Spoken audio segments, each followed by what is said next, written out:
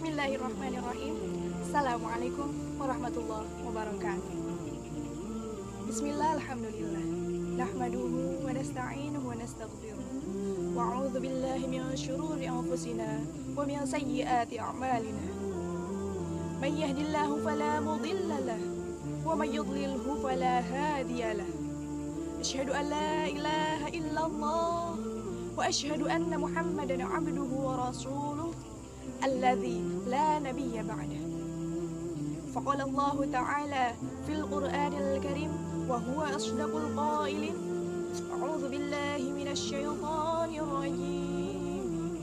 Bismillahirrahmanirrahim. Laqad kana lakum fi rasulillahi uswatun hasanah. Al-ayah. Shadaqallahul azim wa shadaqa ala rasulun nabiyil karim wa nahnu ala dhalika minasyahidin wasyakirin. Wa qala Rasulullah sallallahu alaihi wasallam, man arada dunya fa alaihi bil ilmi wa man arada al-akhirah fa alaihi bil ilmi wa man aradahuma fa alaihi bil ilmi. Pertama-tama dan yang paling utama, marilah kita panjatkan puji dan syukur kehadirat Allah Subhanahu wa taala, Allah Azza wa Jalla.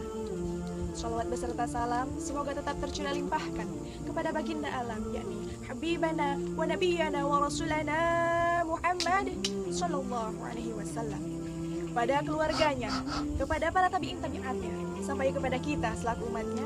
Semoga mendapatkan syafaatul uzma di yaumil akhir. Amin ya Allah ya rabbal alamin.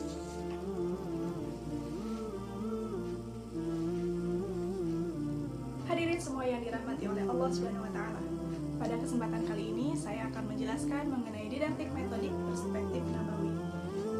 Langsung saja pada pembahasan yang pertama, apa itu yang dimaksud dengan didaktik? Didaktik itu merupakan teori dari praktek penerapan pembelajaran dan juga belajar. Ini berasal dari bahasa Yunani, yaitu didaskein, yang berarti adalah pembelajaran. Lalu apa yang dimaksud dengan metodik? Metodik itu merupakan pengetahuan tentang suatu metode atau cara mengajar. Nah, bagaimana peranan metodik dalam pembelajaran peserta didik? Ada beberapa peranan penting metode dalam proses pembelajaran. Di antaranya, yang pertama, metode berfungsi sebagai pedoman bagi guru dalam merancang perencanaan pembelajaran.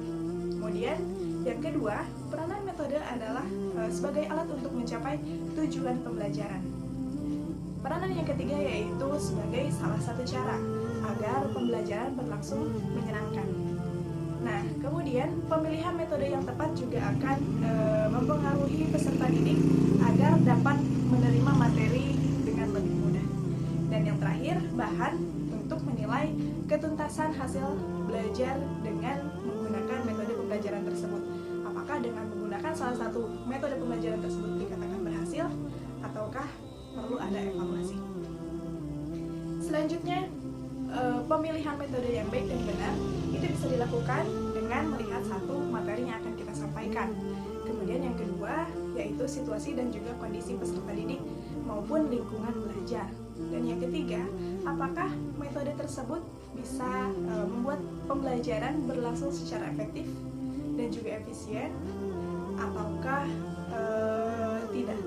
Kemudian yang selanjutnya, penguasaan metode, dan yang terakhir adalah sesuai dengan tujuan yang hendak dicapai.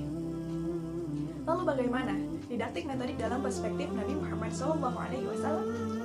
Sebagaimana yang telah disampaikan di dalam Quran surah An-Nahl ayat 125 mengenai urgensi metode dalam pembelajaran, yaitu yang berbunyi A'udzubillahi minasyaitonir rajim.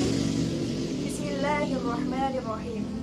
Ud'u ila sabili rabbika bil hikmati wal mau'izatil hasanati wajadilhum billati hiya ahsan inna rabbaka huwa a'lamu biman dhalla 'an sabilihi wa huwa a'lamu bil muhtadin.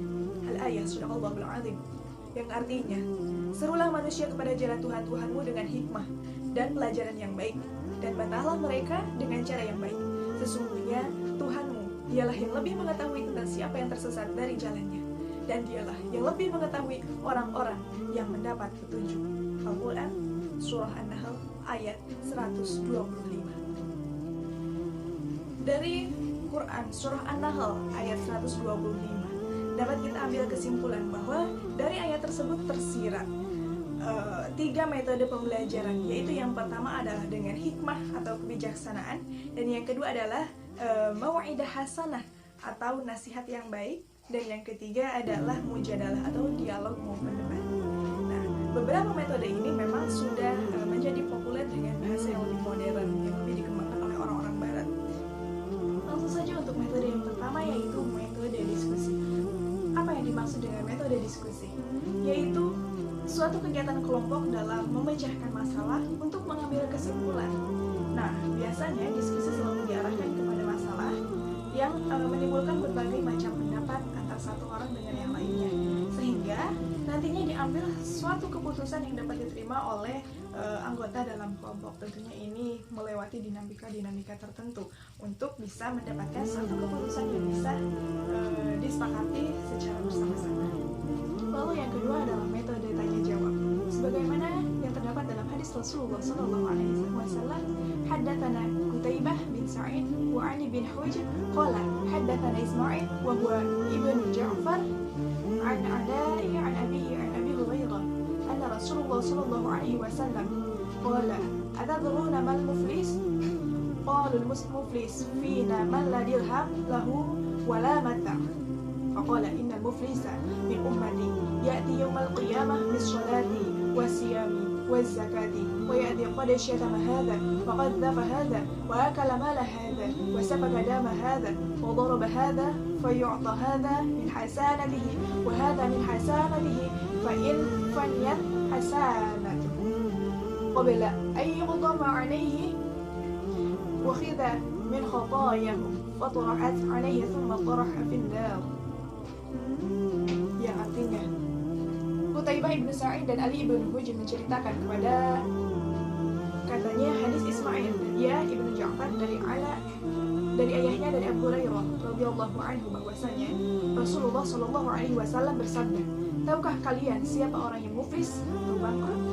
Lalu mereka menjawab, orang yang tidak memiliki dirham dan harta. Lalu Rasulullah Shallallahu Alaihi Wasallam bersabda, sesungguhnya orang yang muflis dari umatku adalah orang yang datang pada hari kiamat dengan pahala sholat, puasa, zakat. Dia datang, tapi telah mencaci ini, menuduh itu, memakan harta orang ini, menumpahkan darah atau membunuh ini, dan juga memukul orang ini. Maka orang itu diberi pahala miliknya. Jika kebaikannya telah habis sebelum ia bisa menebus kesalahannya, maka dosa-dosanya akan dihabiskan di neraka. Selanjutnya metode yang ketiga, yaitu metode problem solving. Nah, dalam pemecahan masalah-masalah baru, peserta didik diarahkan atau lebih didorong pada kemampuan berpikir, yaitu anak akan mampu berpikir secara sistematis dengan menghadapkannya pada permasalahan-permasalahan. Jika anak terlatih untuk berpikir, maka dia diharapkan mampu menggunakannya dalam situasi-situasi problem dalam hidupnya, terutama yang ditemui di masyarakat yang sifatnya lebih kompleks. Demikian yang bisa saya sampaikan mengenai metode pendidikan yang telah dicontohkan oleh Rasulullah SAW. Yang pertama adalah metode tanya jawab, yang kedua adalah metode diskusi, yang ketiga adalah metode problem solving. Nah, semoga ke depan kita bisa mengamalkannya, dan semoga video ini dapat bermanfaat untuk kita semua. Terima kasih sekali atas perhatiannya. Wallahul muwaffiq ila aqwamit thoriq. Hasbunallahu wa ni'mal wakil. Wassalamualaikum warahmatullahi wabarakatuh.